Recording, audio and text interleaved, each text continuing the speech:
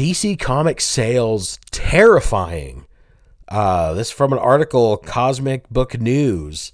Fans reject woke Superman. DC Comics sales are terrifying. So if you are a fan of this channel at any capacity, you know that I have no love for John Kent's Superman. I think he is one of the worst characters in all of fiction.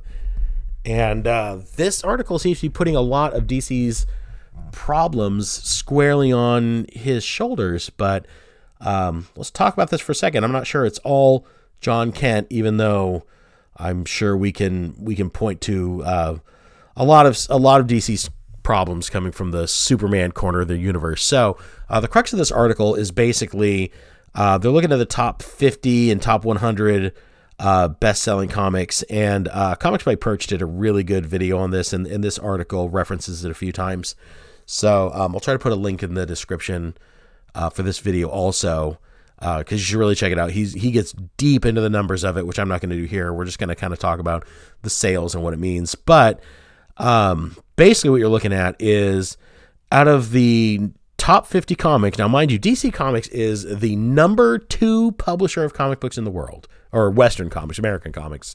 Obviously, manga are kicking the crud out of everything. But so when it comes to Western comics, American comics, DC is the number 2 publisher.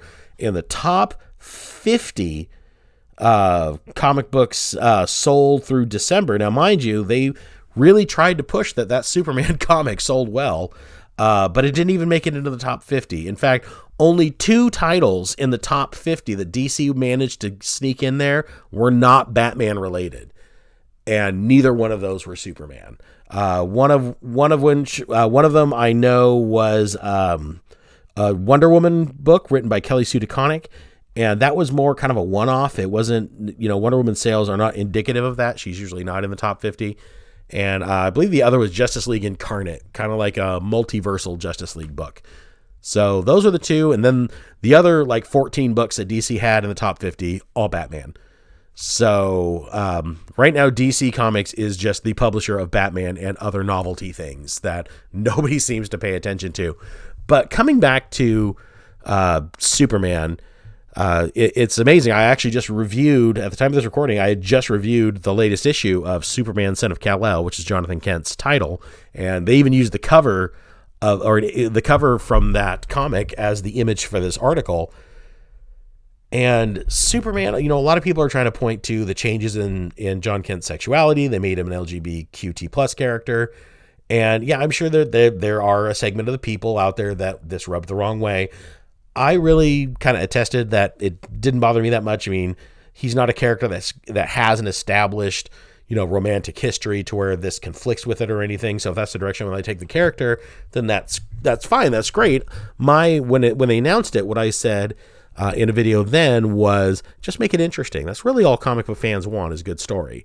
And they failed to do that. They gave him a partner in possibly the worst character I've read in books. I mean, his character is literally a pink-haired social activist and online whistleblower. I mean, that's not the kind of person that anybody wants to go and hang out with. He's awful. And here we see Jonathan Kent Superman, a man who could literally go to the polar ice caps and refreeze all the icebergs with his heat breath or his cold breath in an afternoon, and has access to alien technology in the Fortress of Solitude that could probably, help with reverse climate change, alternate forms of energy, all kinds of ways that Superman could solve the climate crisis. Yet he spends his time here marching for climate equality with students. So that's kind of a waste of your time. And I think this cover is very indicative of what I think the actual problem with John Kent and vis-a-vis the Superman comics is. John Kent as a character, and I've said this before, he just takes the fun out of it. There is nothing enjoyable or fun about reading the Superman Son of Kal-El, John Kent's title.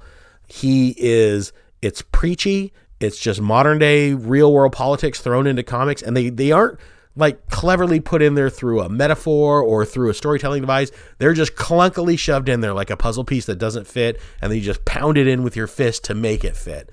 It's a tough read. It's just berating you about the real world. It is just putting in your face the things that you go to comic books to not have to think about. That's what John Kent Superman does, whether it's climate, whether it's LGB issues, whether it's the military-industrial complex like he dealt with in his Future State comic. He's just there to bullhorn political views and real-world problems into your face for 20 pages. It's not enjoyable. It's not fun. It's a terrible slog of a read. I've read too many issues of his comics to review them, and that's really what it is. That's really what John Kent Superman is. That's what I think his problem is. He's not fun. He takes all the fun out of comic books. And DC as a whole right now, man, they're just struggling. They just announced the death of the Justice League, which I'm sure will probably result in a spike in sales because that's a very provocative title. But at the same time, we're dealing in the age of the DC Omniverse, where anything can happen, will happen, all simultaneously. That's the whole point. That's the mission statement of the Omniverse. And like I said when they first announced it, the problem with something like that is if everything that can happen will happen, there's no consequence. So this story, the death of the Justice League, is going to be, it's going to happen. But I mean, I'm sure the 1 month, 2 months, 3 months after this book comes out, I'm still going to be able to walk into comic book stores and find plenty of comic books headlined by Bruce Wayne Batman, and it's going to be going just swimmingly for him. And the reason that is because it's the Omniverse. Well, that happened in this corner of the Omniverse where Bruce Wayne is dead, but in this corner he's still alive, but he's in England, and in this part of the universe, in this comic, he's still alive and he's in Gotham City and everything is fine. There might be a tie-in here or there where we see a little bit of fallout, but this isn't like the death of Superman, which they're desperately trying to make this seem like. When they killed Superman off, he was dead. He was nowhere. There was no Superman in any comic book. He was just gone. He was a goner. His title was taken over by other characters, and he was gone for a while. And then when that's what made that a big deal. It almost seemed there was a permanent, maybe possibility that was permanent there. And then when they brought him back, it was a big deal because we hadn't seen him. He'd been gone for a while. That's how you do an event. And the reason they were able to sell that is because DC, back in its heyday, when DC was popular, when DC is good, DC is a very tightly woven, interconnected, shared universe to where if a character is going through something in a comic book, you'll see that reflected in the other books. If Aquaman, back in the 90s, Aquaman grew a long beard, he lost his hand, he got a new costume, and it wasn't like if I go to buy a Justice League comic, Aquaman there is normal. No, his loss of his hand was in every comic book. There was not a comic. I couldn't go out there and find another comic where classic Aquaman is still swimming around with two hands. At least not at the time. The New 52 one did it, whatever. But the point is DC Comics had consequence because it was a world that felt lived in. It was a world that felt that there was depth and consequence to it, because if something happened in one book, it was reflected in all the others because it was one world. It wasn't this omniverse, all multiverses combined into one type of thing where there's no continuity. Nothing carries over from 1 month to the next. It's just what's the point? What's the point of reading a story that has no effect at all going forward? I mean, Superman or Batman rather is 14 of their 16 books that actually crack the top 50. Do you really think they're going to kill off Bruce Wayne Batman and leave him dead and not put him in his other books? I mean, when you get into the top 100, DC only has about, I think, 48 books in the top 100. 40 of them are Batman. So none of them are their other. There's no Green Lantern in the top 50 or top 100. No Flash, no Teen Titans. They're not making the cut. Batman's carrying this entire company right now. And then, like I said, when we talked about the cancellation of Wonder Girl, when you have a line that's this unhealthy, that's doing this poorly, then your potential for growth, your potential to bring in a new character like Yara Flor, Wonder Girl, and have her thrive and have her become a viable, popular character, that takes time. It takes time to invest for fans to figure this character out, to learn about her, for her to build her lore, which she was doing, and it was very successful, and it was very popular, or wasn't popular yet because she was new. People weren't quite sure about her. But that character in a comic book line where you've got multiple books that are selling well enough to support a book that's, lagging a bit and give that book time to find its legs, that's how you grow your line. That's how people always talk about wanting to have more representation and diversity in comics. And one of the big arguments is the people who just want to take a character like Batman and put somebody of a different race or a different sexual identity into the Batsuit and then call that an inclusive character. It's just Batman with somebody else wearing the mask, versus creating an original character where that character can grow and be somebody that's going to be their own character in whichever comic book universe. You can't do that if your core characters are not strong enough to allow new characters the time to grow. No comic that I can remember in recent memory has been able to come out with a brand new #1 and just soar on its own wings and be popular right out the gate. They take a while. Oftentimes, new characters are introduced in team books or other books, and people get to know them from there. As they kind of get a fan following, they would get their own little solo issue and kind of go forward. Think a good example would be War Machine from Iron Man. Jim Rhodes was a character in Iron Man. He took over the role of Iron Man while Tony Stark had to kind of work some things out. He became the War Machine when Tony Stark took back the mantle of Iron Man. He was a kind of a side character in the Iron Man books for a while. He grew a following. They gave him a #1. His series have always had issues as far as keeping around, but it's not like War Machine's not around. He's an Avenger. He's a West Coast Avenger. He's still a fixture in Iron Man. He'll get a miniseries from time to time. He has big roles in various Marvel stories, and he is a regular character, and he's in the MCU. So, and I believe he's supposed to be getting a Disney Plus show or going to be part of a Disney Plus show. I'm not sure which.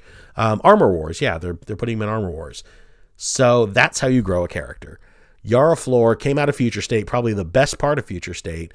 They gave her a title. The title, I'm not going to admit it's stumbling out of the gate a little bit, but at the same time, it's solid, good art, fun story. I think given a year or so of life, and maybe integrating Yara into a couple of storylines outside of her own title, I think you probably could have grown a pretty good character that could have had some staying power. But now she's canceled, and here we are.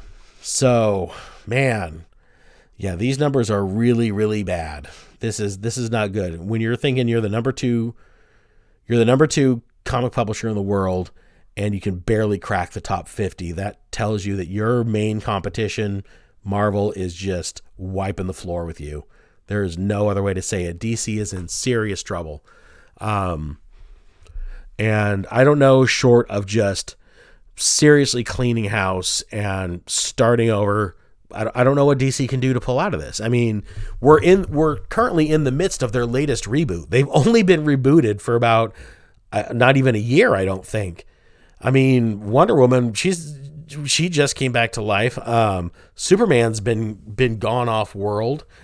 So I don't know. I mean, if you're a fan of DC, it's rough right now. If you're a DC guy, admittedly, I've always been more of a Marvel guy, but I've never not bought DC comics.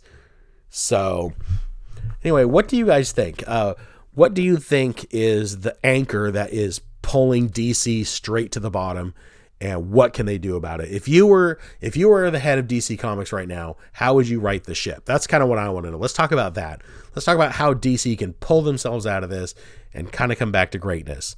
I think becoming that tightly woven universe again would be the way to do it. Get back to your core characters, get them back central to your titles, and rebuild your world and ditch this Omniverse idea, because the Omniverse is the stupidest thing I've ever heard of. So I'm going to leave it there, and we're going to marinate on this. We'll talk about it in the comments some more. I really want to know what you guys think. And while you're down there, please do me a favor and hit like, subscribe on this video. I really appreciate it. And I'd love to have you here on the channel if you're not already a subscriber. So I'm going to go ahead and leave it there, and I will talk to you in the next video. Thanks again. Bye.